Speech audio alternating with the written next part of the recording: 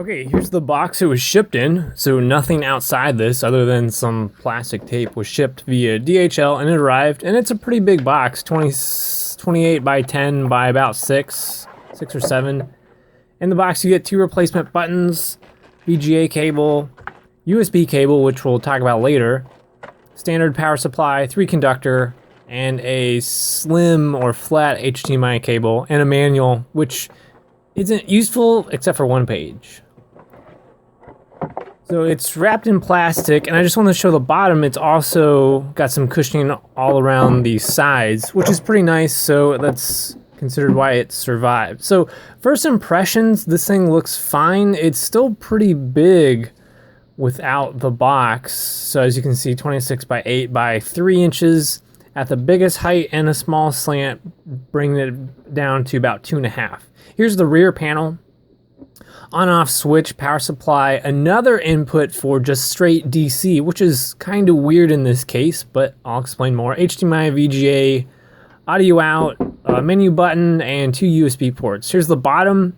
The bottom's a little scratched, and this is how it came. I'm assuming it's worked on a bench like this when it's all wired, station to station. So there's 2 latches, and the first thing I want to do is get inside this. So you can undo the latches. It's kind of weird they use ones that have a loophole for like a small padlock. I don't really get it. And then there's a center screw that's holding down the middle of the control panel. And this is where things started to go wrong. So this screw, I guess when it's inserted, has self-tapping, or they intended it to tap through that metal part. And when I tried to back it out, these threads were trash. So I had to cut this thing off, and I mean, this was quite the process. Oh my God, the So after some pounding that screw back into place after it's cut, I finally got this thing pried open with a little bit of damage, but that's part of the process. I had to see the inside of this thing. So we'll look at the issue at hand. This is kind of dumb. This is just holding down the control panel. And you can see that it's screwed into the plastic molded control panel, so I had to cut this. I didn't want to crack the control panel, and again, the threads on this thing were trashed. I really don't get the point. And then I vacuumed everything out because I'm sure I made metal shavings everywhere. The next day. Okay, so I've got this guy open, and we're gonna have a look inside. So right off the bat, everything's wired. It's neat and tidy, and it's serviceable. So we have quick connect crimps on all the buttons, disconnect Molex connectors on the joystick, so we can access, change parts, and customize things if we want. Now, regarding the brand of these parts, they're unbranded. So here is one of the spare push buttons that came with this thing, and you can see it's unbranded. There's no marking of like Sanwa or Sametsu on here. This is just generic, but it does feel nice, has a good low noise click, good travel, good tactile feel.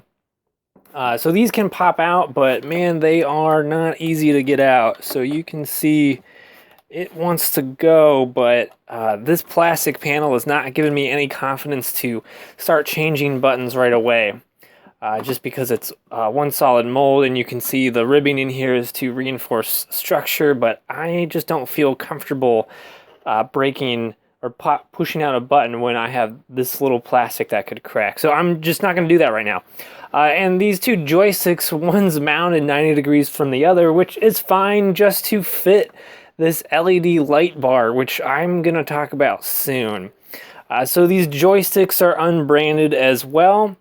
There is a restrictor plate installed, but it's just a circle plate, so that really has no use other than to limit the travel of the actuator.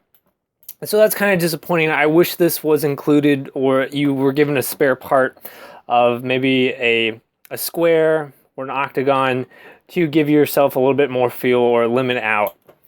So for example, here is a branded joystick. This is a Sanwa joystick, and you can see the branding right here that's in the mold. And if we remove this, we have some branded switches, so Omron switches. This is a nice joystick. That's pretty objective. Now, if we look at this, so I'll try to pop this guy off.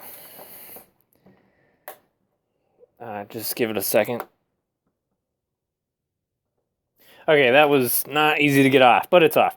So unbranded, and you can see the insert restrictor plate, which isn't doing a whole lot here. Again, you can see the two notches that I can move for different settings if it was some asymmetrical shape, but it's not. And then if we look at the micro switch PCB, not a whole lot going on here. Unbranded switches, but a very, very similar copycat design. So there's nothing wrong with it if, you know, the price point for this is the whole goal is to save money, so it gets the job done. And it feels just fine. It's serviceable. I don't really like this sleeve on here, since it just, I get there's a color scheme and all, but I think that's, the chrome plating is way nicer. So it would have been nice to have a dust cover that actually fit this, but that's where we are. That's what you get.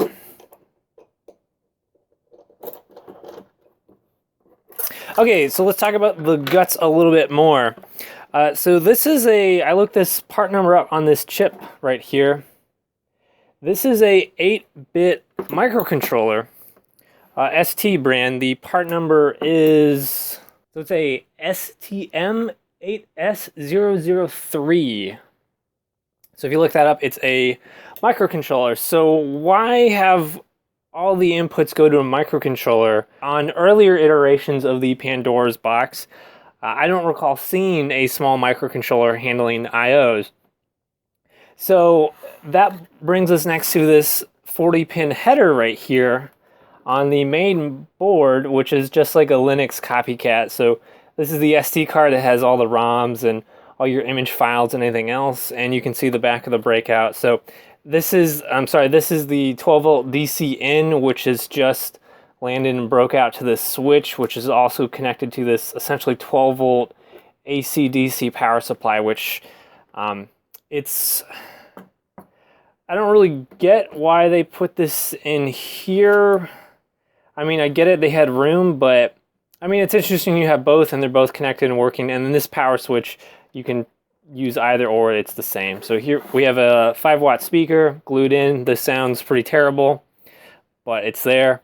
And then the last thing I want to point out is the screw mounts for the hinges are molded into the plastic. And if anything's gonna break, it's gonna crack right along here. I just see that happening since you whip this thing open, and that's probably where most of the stress comes from. But that's it. So okay, so this ribbon cable carries down all our inputs to the board, and I didn't do a lot of tracing, but you can easily see some traces come out here and go all the way across, and it looks like they go to this 20 or 40 pin header.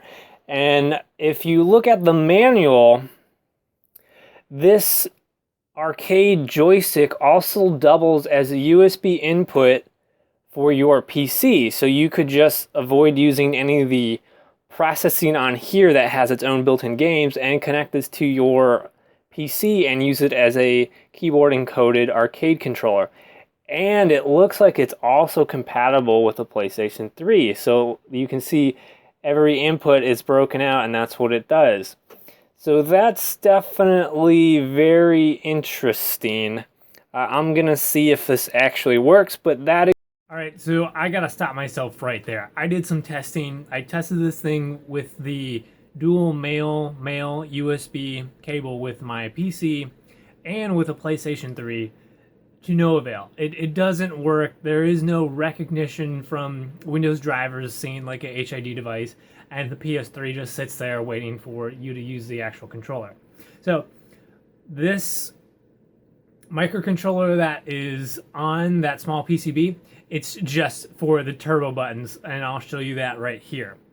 I looked at some other, I looked at a lot of listings on eBay for this actual thing, and nowhere did I really see that it was explicitly said this will work as a keyboard controller, let alone a PlayStation 3 controller. It's always under interface with VGA, HDMI, and USB.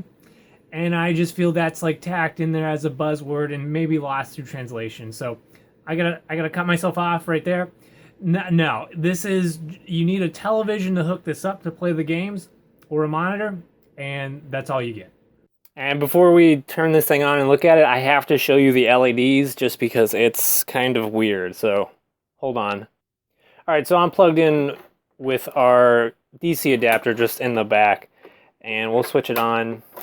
Yeah, so the whole point of this is to have like an edge lit LED system, which looks really cool until you can see, since this is clear plastic, every individual LED poking through, and it looks kind of dumb. So there they are, they're underneath the board, and the edge glow looks great in a dimly lit room, but you can see them through. And I don't get it. Why not have side lit LEDs? I don't know, but there's money saved, and that's the whole point. I mean, the theme here is high resolution graphics and stereo of the art sound, double your playing enjoyment. So I mean, there's a common theme here. It tries and fails in certain areas. But I do say you could service this in a dark room when it's plugged in, since it pretty much lights the whole box up. But anyway, moving on. Here's what everything looks like in a pretty dimly lit room.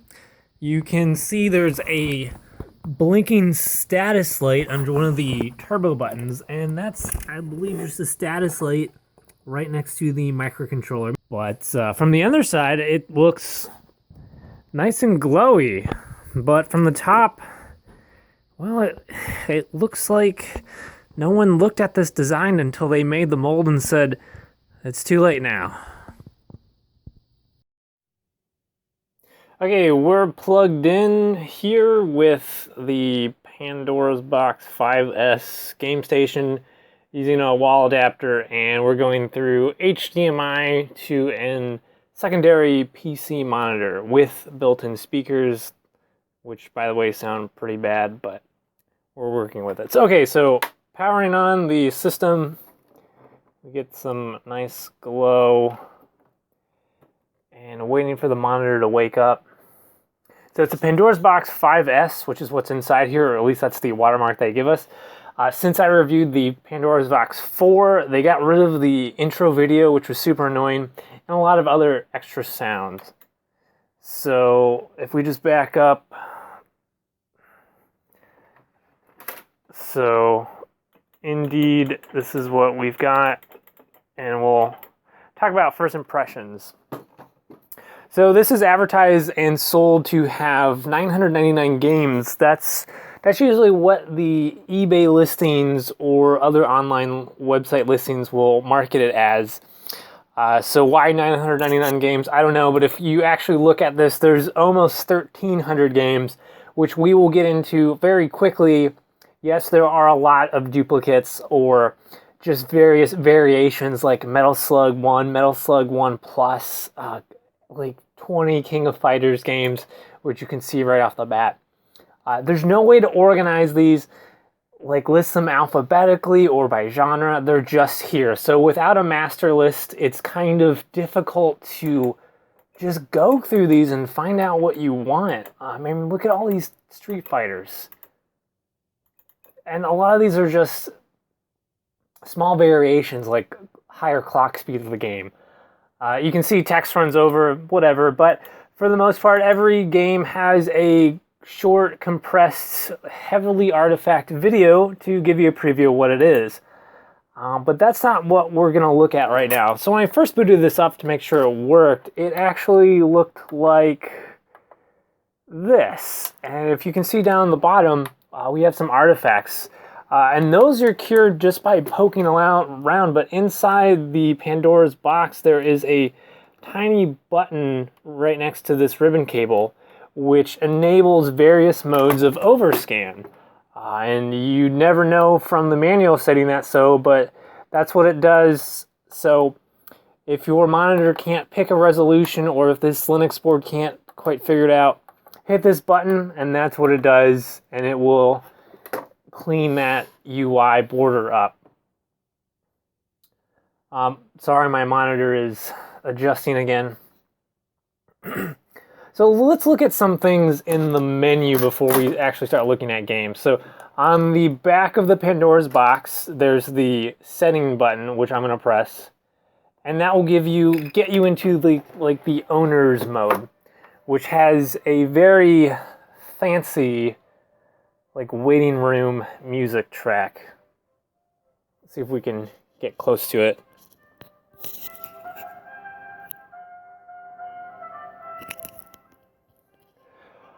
Alright, so unlike the other Pandora's Box that I've looked at and played with, like the Pandora's Box 3 and 4,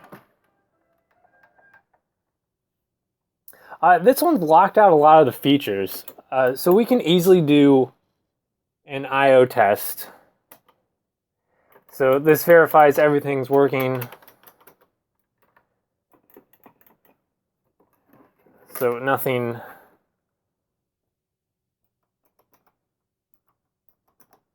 out of the ordinary there. And then we can exit as well.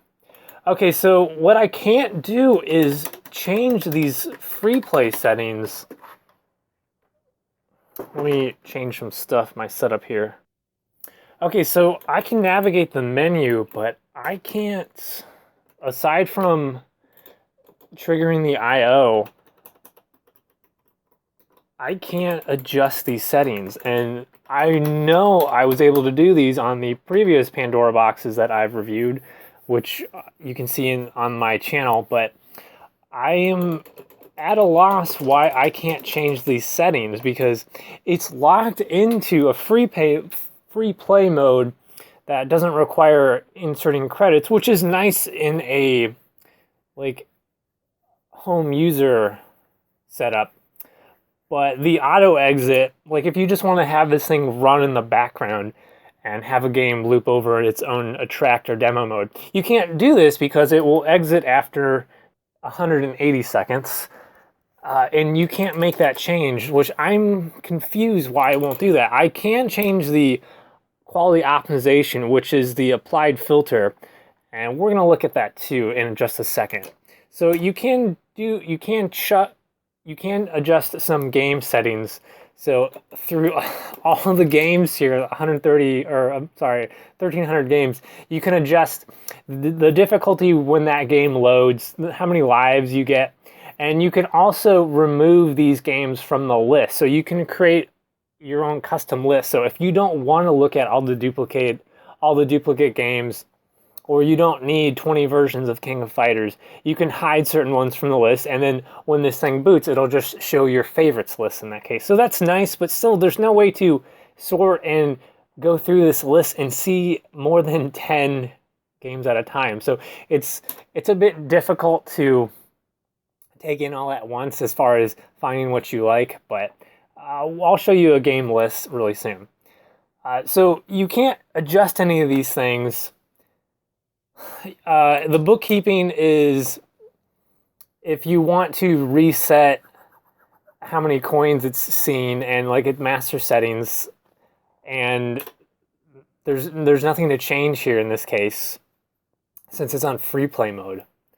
But the only thing I can really show you is the quality optimization settings. So we're going to leave this on, reboot, and I'll just load the first game in the list, and we'll get an idea of what the filters on this thing look like, which can be kind of ugly. So this is with the quality optimization set to on, which is essentially like a filter to smooth out the pixelized edges and create what kind of looks like an oil painting to me. So this is what it looks like when it's on.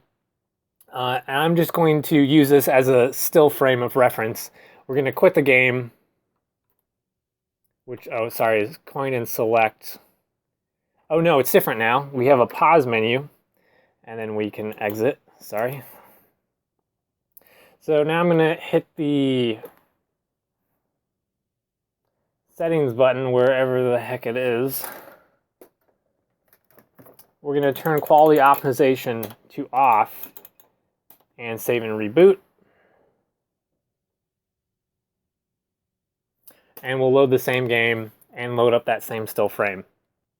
So you can see we have some harder pixels now, but there's still a mismatch of resolution to the monitor and what this thing wants to output, because it's still a little fuzzy. So if I come in real close, sorry, we don't have sharp pixels like what this monitor is capable of. It's still outputting some weird resolution that I don't like.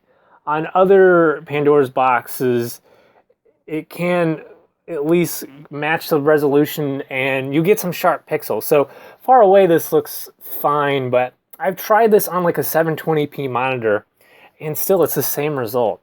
So I don't really know what the deal is. I just want to interject myself with some more video details. I hooked this up to a 4K TV, which told me the resolution it was showing, and that was 1280 by 720. So obviously 720 is the best you're going to get, but for stuff that was barely 480 back in the day, what's really the point? But aside from not being able to pick a resolution for this, I did another close-up still of the photo in question, and this is what you get. So there are filters on here that you can't turn off, and it's, to me, just a big disappointment that you're not able to have this ability to customize. But again, from a distance, you really wouldn't see this. Okay, I've cranked the volume up on the monitor here, and we're just gonna try a game. So remember, we're emulating something and we're trying to emulate quite a lot of things all at once. So I'm just gonna kind of glaze over the whole, how's the emulation, is there frame drop, what's the sound like, because it's not gonna be perfect. And going into this, your expectations need to be much lower. I mean, if you're getting 1,300 games in a box, there's gonna be some duds. So we're just gonna load the standard Metal Slug and see how it plays. Most of these games are SNK Neo Geo games. Like there's one, Mortal Kombat is on here, but you don't see anything else because that was a very different chipset. So yeah, if you can handle pretty close emulation, no real big issues here.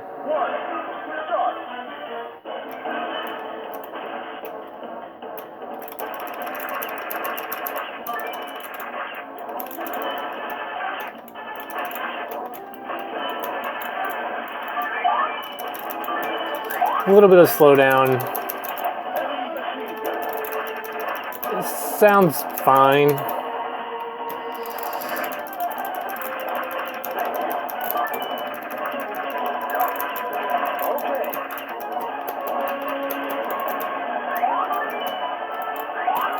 I mean, when we're dropping frames, the sound isn't stuttering, so that might just be the internal engine slowing down.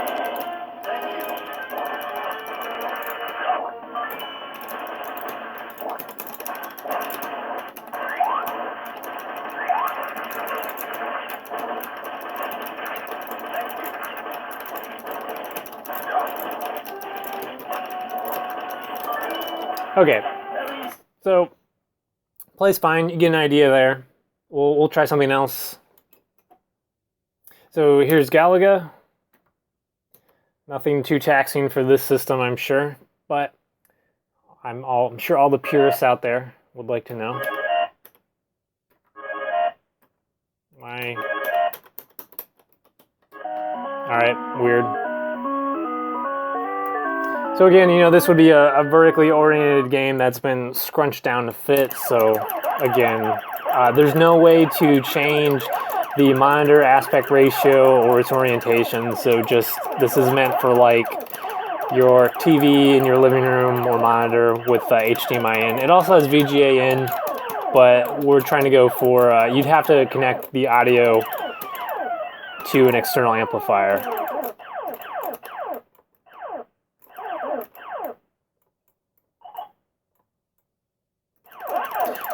The firing sound is definitely a bit weird. And just looking at, see if I can,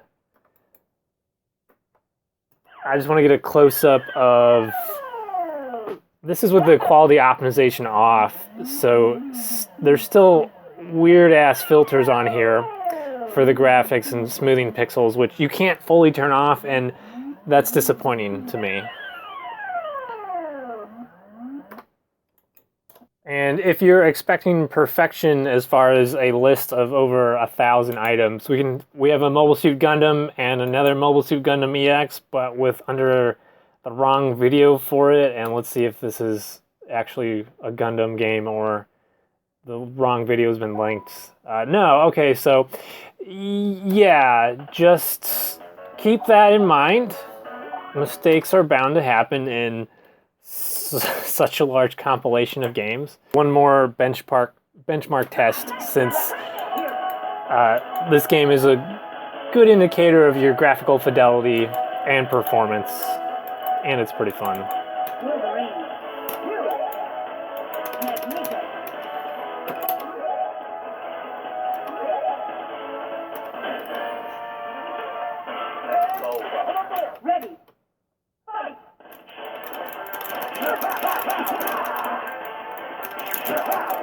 Joystick feels fine.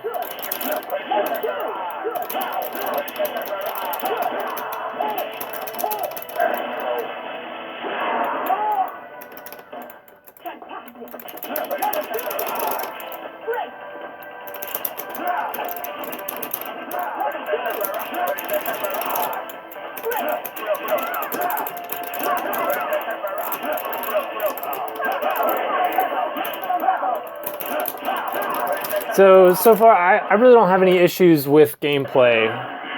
All the issues come from presentation and organization and optimizing features available to the end user in the GUI. So that's where my issues come from. But gameplay wise, it's fine.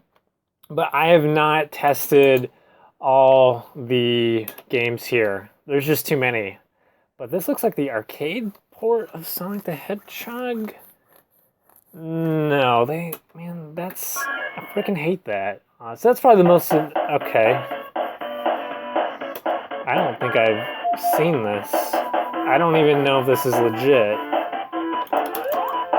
Oh, something's, all right, so yeah, something's very wrong with the ocean. Oh God. That ring sound is awful, and there's some real bad screen tearing, but I'm not sure about if this is a legitimate ROM. I know this existed for Nick Arcade, but I don't know a whole lot about Sonic the Hedgehog arcade version, but that is, I'll look at that later. Weird. New Puck 2, that looks kind of like Pac-Man. And we have Pac-Man again. Okay, so it's already clear that 1,300 games probably aren't all unique and properly labeled title. So let's talk about that now.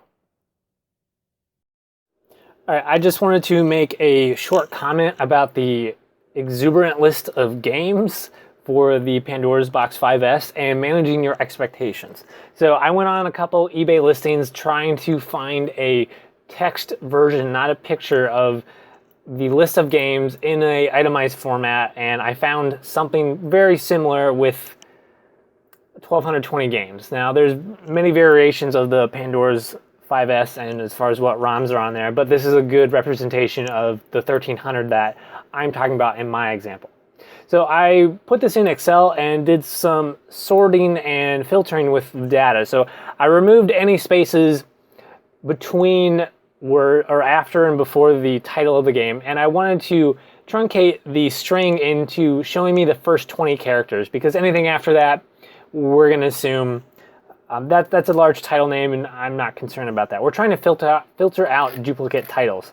So my point is, And you'll see an example here. So Bottom of the Ninth is listed twice, and it is unique as far as the spelling and capitalization. So if we convert that all to the same format, we can use Excel's built-in function and get rid of that. So if we do that with all these titles, or this list, we can immediately get rid of 90 duplicate games from the start. So you can see that here. This is where, after we've done our filter and sort, those games are gone. The other thing I want to just point out is the number of slight variations of the same game. So if we do a count if total for our converted games list, and if we're looking for the word king or KOF for King of Fighters, there's 42 games of King of Fighters variants in these all-in-one game lists. So if we just look at those titles, here they are, there's a lot. It's unlikely you'll want every single one, but again, this is just letting you know what you're getting. There's 14 versions of Metal Slug. I can only recall up to 7 that are able to be emulated on this type of system. So again, way too many there. There's 36 titles that start with Super. Just letting you know, not every game with Super is good. And then Street Fighter is another guilty party. There are 14 iterations of Street Fighter. And, you know, these are just like ROM hacks or bootleg variations. So again, just manage your expectations with this game list. That's all I want to say. Okay, so my final thoughts on the all-in-one game box Pandora's 5S. It's all right in one sole perspective, and that's you used to play arcade games back in the day, and you're looking to just re-experience them once more through like rose-tinted glasses, and that's all you'll ever do as far as dip your toes into the retro arcade emulation or arcade building experience. As a plug-and-play television device, this is fine. Considering this is sold on eBay and Alibaba for price ranges between $150 and $260 US, I'll let you decide what it's worth based on what I've shown you. But if you're one to question the emulation, or want a little bit more customized features, or use this as a launch pad to build your own arcade, since it comes with a lot of the pieces and parts you'll need to build it, I would stop you right there and say no, because once you dip your toes into the arcade building experience or custom emulators, you're going to find this lacking in features, customization, and overall just how come it doesn't do this. I would encourage you to steer away from this and go towards a Raspberry Pi. Though the Raspberry Pi can be difficult for the uninitiated, the investment in time and rewards you'll get from this, it'll be worth that time. Now, if the Pandora's Box 5S was sold as a replacement JAMA board to update old arcade cabinets, I would also steer away from that as well, because on previous Pandora boxes that I've reviewed, including the 4 and 3, which the 4 is right here, this doesn't have a lot of the features locked out, like free play, demo mode, auto exit, and so on and so forth. The user experience is better, and it's not muddled down with an extra 600 games that you might never want to look at. So again, plug and play device, it's all right. I'll let you decide what it's worth as a price point. Otherwise, I'd avoid it. There's better things you can do with your time and a fraction of the money with a Raspberry Pi if you're willing to dedicate that time to build it. So I give the Pandora's Box 5S Game Station a facial review score of... Thanks for watching, everyone.